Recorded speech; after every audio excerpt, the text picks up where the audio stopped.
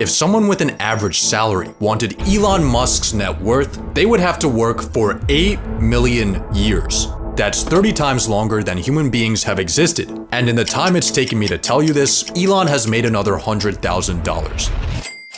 But the craziest thing about Elon is that he's not even the richest person in history. He's actually not even close. If you look back in time, there are people that make Elon look broke. So let's go find the richest human to ever exist. Starting in the late 80s with a Colombian billionaire who revolutionized the energy supplement industry. Pablo Escobar, at his peak, was supplying 80% of the world's motivation powder. He was raking in $420 million a week, but his net worth after inflation only reached $80 billion. So on paper, he's not even beating Elon. But unlike everyone else in this video, Pablo's wealth wasn't tied up in stocks or politics. He just had literal dollars. He was spending $1,000 a week on rubber bands just to hold them together, and damage to them cost him $2 billion a year. So Pablo wasn't the richest person in history overall, but if we're talking actual cash, he probably was. But let's go back in time to see a very different kind of wealth. The year is 1945. World War II just ended, and in America, millions of soldiers are coming home. They'll return to a blue-collar economy, where families can be supported on a single income. The American dream is alive and well. How's everyone else doing? It's in these ruins where we'll find one of the richest men to ever live.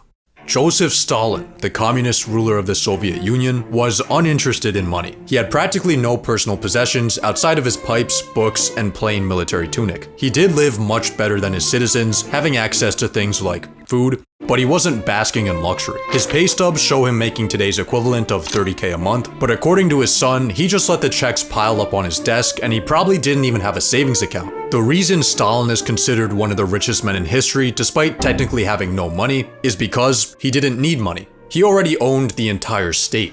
Doing anything that questioned his power, even something like telling a private joke, would get you gulagged or executed. Stalin had so much control that after he had a fatal stroke, no one called a doctor for 12 hours because everyone was too scared of Stalin waking up and punishing them for acting without official orders. So despite being broke on paper, Stalin had complete control over an economy that would today be worth $10 trillion.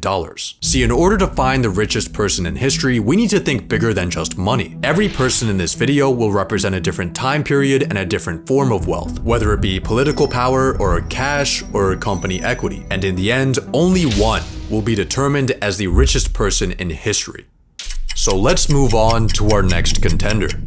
In 1909, Adolf Hitler was homeless. He had moved to Vienna to pursue his dream of becoming an artist, but things weren't really working out. He got rejected from art school and found himself selling small paintings and postcards just to get by and sleeping in hostels. Then, after fighting in the First World War and beginning his political involvement, he attempted to forcefully overthrow the government, which got him locked up for 9 months. Hopefully he'll use these 9 months to reflect and reform and turn himself into a better person. He wrote Mein Kampf. Upon release in 1925, the Racism Manifesto met with mediocre sales. But as Germany's situation declined, Mein Kampf's popularity grew. And when Hitler took power in 1933, the book was everywhere. It was also around this time when Hitler realized he had access to developer commands. He instructed the government to buy 6 million copies of his own book and hand them out to soldiers, government officials, and newlyweds. He then avoided a $2 million bill by making himself tax exempt. His next lick was copywriting his own image, which allowed him to collect royalties on every postage stamp sold in Nazi Germany. Then he copyrighted his speeches so he could collect money when they were printed in the news. These passive income streams made Hitler millions. By the end of his life, Mein Kampf had sold around 10 million copies, which actually isn't an insane amount. For reference, he was outsold 3-1 by Anne Frank, but Hitler did have one last side hustle. Between 1933 and 1945, it was estimated that he received over $5 billion in donations from his supporters, most of this coming from wealthy businessmen. It's impressive how much personal money Hitler was able to milk out of his position, but his real wealth came from his military might. At its peak in 1942, Nazi Germany controlled nearly all of Europe, stealing hundreds of billions in resources and putting millions of people into forced labor. So through his conquests, Hitler commanded resources worth $3 trillion in today's dollars. But before dictators, there was a man building a very different type of empire. Henry Ford had a revelation. If you pay them more and let them sleep, your slaves won't revolt.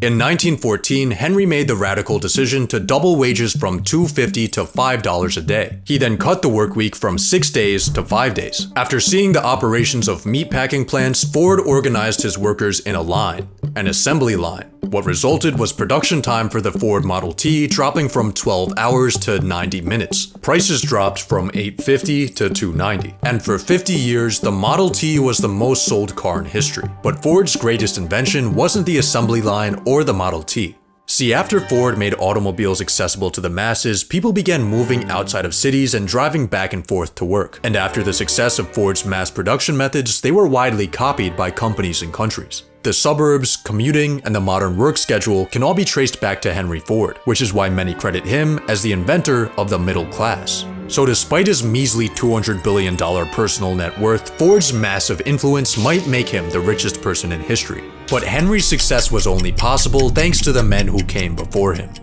It's the late 1800s. The telephone, telegraph, and light bulb are currently being invented. Pollution is awesome. Child labor is legal. Yes! Regulations don't exist, long hours and unsafe working equipment give employees a healthy work-death balance. The stage is set for maximum capitalism. 3 men would define this era, the OG being Cornelius Vanderbilt, who conquered the railroad industry and died with more money than the US Treasury. The next was Andrew Carnegie, who made a fortune with steel, then devoted the rest of his life to philanthropy. And this was during a time before charity tax advantages.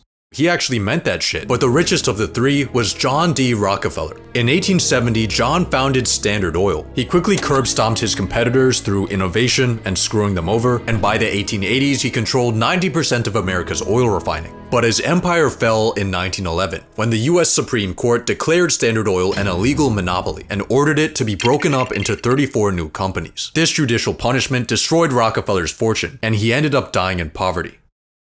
Just kidding. After the breakup, he had ownership in each of the new companies and their stock values soared, making him richer than ever before. The antitrust breakup resulted in Rockefeller becoming the world's first billionaire, and at his peak in 1913, he was worth 2% of the US GDP. Estimates of his personal worth in today's dollars range from 4 to 600 billion, making him potentially the richest person ever. But before the robber barons, there was a family who bankrolled entire empires.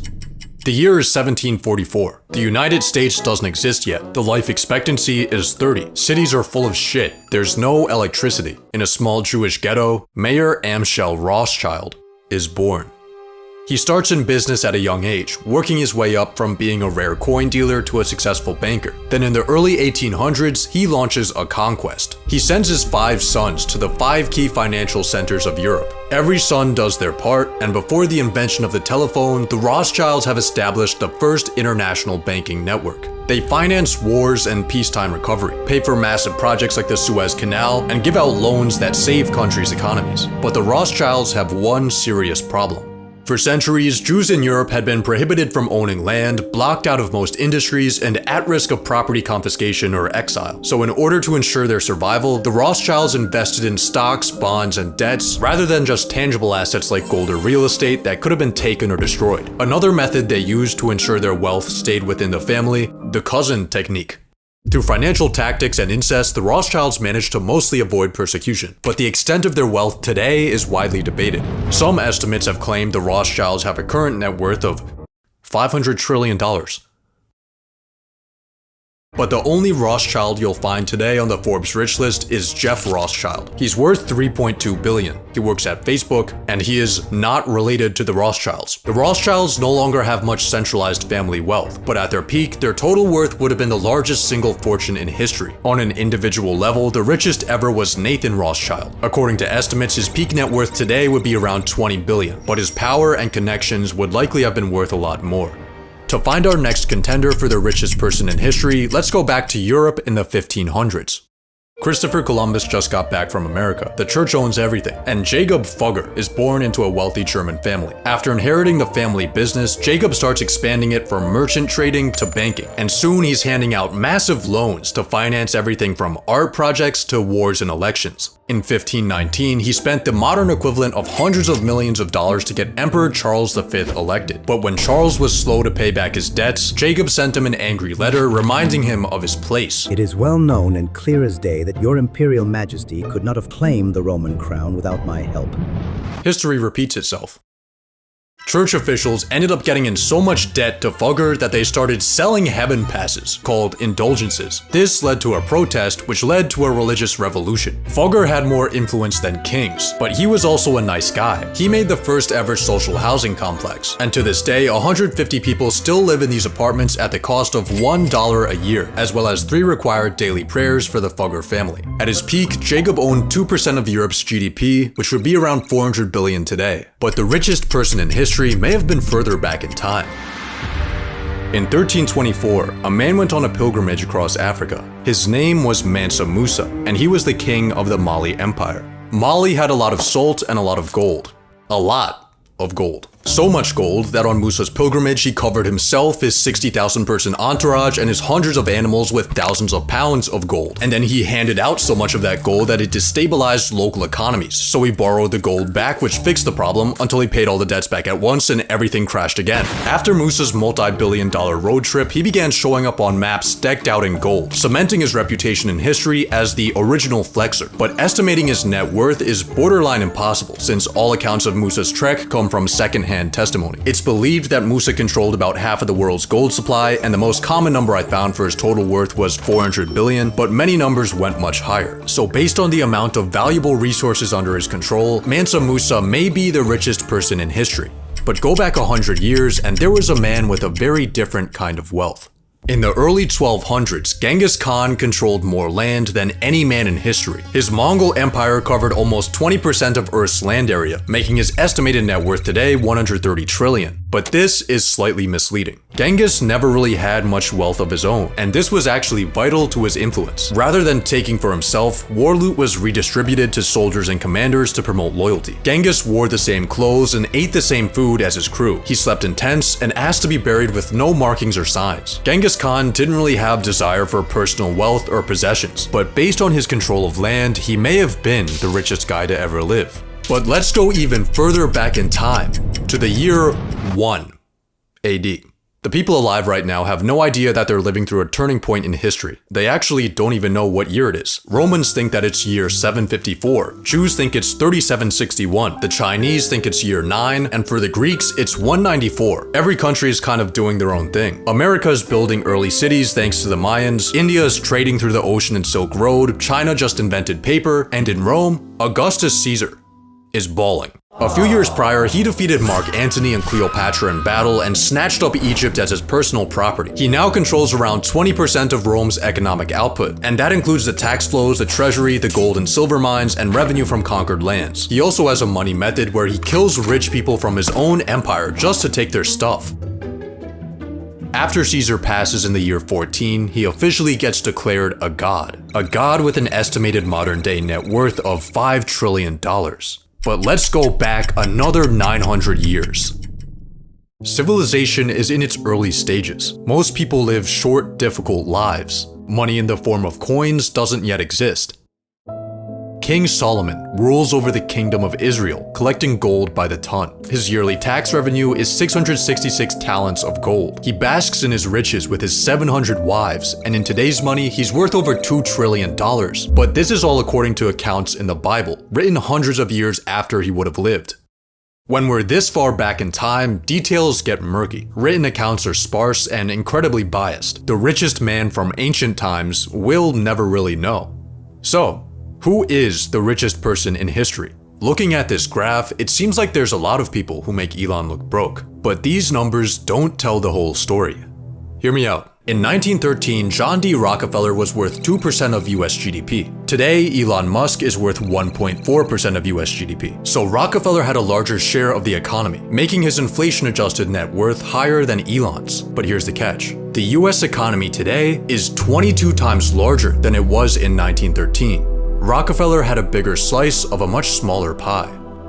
estimated numbers don't tell the story of how the entire world has become more and more prosperous over time. Elon is now the biggest fish in the biggest pond that has ever existed. On top of this, his wealth is a personal fortune. It's well documented and verifiable, unlike ancient figures like King Solomon. It wouldn't disappear if he lost his positions of power, unlike dictators and heads of state. He can access it for whatever he wants, and he harnesses technology that ancient figures would think is witchcraft. Elon is the richest person in history, with his 400 billion today. Eventually, someone will get even richer, but based on history, everyone else will get richer too.